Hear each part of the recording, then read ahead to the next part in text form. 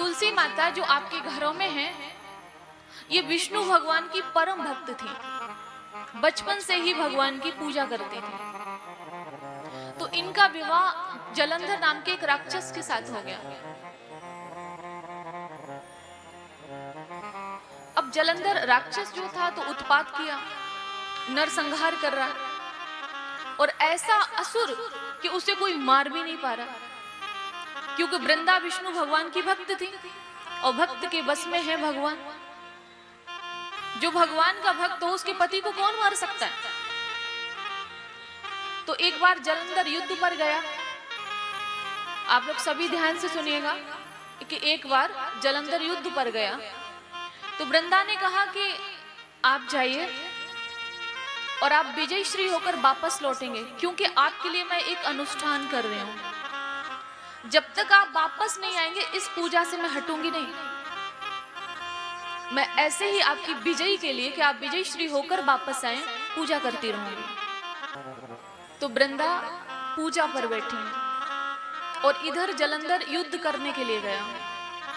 तो सभी देवता विष्णु भगवान के पास गए और कहा कि मतलब इनके सतीत्व को भंग करिए, इस पूजा को भंग किया जाए, कि अगर ये पूजा भंग नहीं होगी तो जलंधर नहीं मरेगा, और जलंधर नहीं मरेगा तो प्रभु हम में से कोई नहीं बचेगा, तो आप हमारी रक्षा करें। भगवान ने कहा कि वृंदा मेरी भक्त है और मैं भक्तों से अतिशय प्रेम करता हूं। मैंने भक्तों के सामने सदैव हार मानी है, तो मैं भला वृंदा के साथ छल कैसे कर सकता हूं।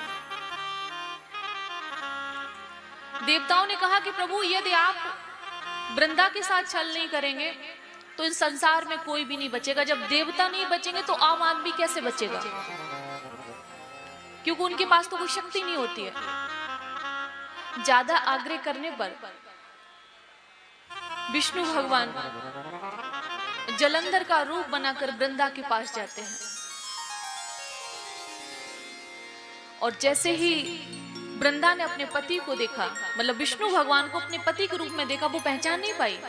जैसे ही देखा तो पूजा से उठी और उनके चरण स्पर्श किया। जैसे ही चरणों को स्पर्श किया जलंधर का शीश कट के वहीं गिरा वृंदा के पास। और जैसे ही वृंदा ने देखा और विष्णु भगवान से कहा कि तुम कौन हो, भगवान अपने असली रूप में आ गए। भगवान को श्राप दे दिया। देखिए नारी शक्ति को देखिए, भगवान को श्राप दे दिया। कहा कि तुम पत्थर की हो, तुम्हारा हृदय पत्थर का है, जाओ तुम पत्थर बन जाओ। तुम्हें मैं श्राप देती हूँ कि तुम पत्थर के बन जाओ। मैंने बचपन से तुम्हारी पूजा की, मेरा क्या अपराध था, आपने मेरे पति को मार दिया, मेरे सतीत्व को भंग कर दिया। और उसी समय भगवान का आकार पत्थर का बन गया। तो सालिग्राम भगवान बने जाकर पत्थर, छोटे से काले से भगवान। तो उसी समय वृंदा ने अपने पति का शीश लेके शरीर का त्याग कर दिया। आप लोग ध्यान से सुनिएगा, वृंदा ने अपने शरीर का त्याग कर दिया और वो उनका शरीर राख बन गया, और उस राख से एक पौधा निकला, वो है तुलसी, जो आपके आंगन में है। बोलो तुलसी मैया की, विष्णु भगवान की, शालिग्राम भगवान की। ये वो तुलसी है।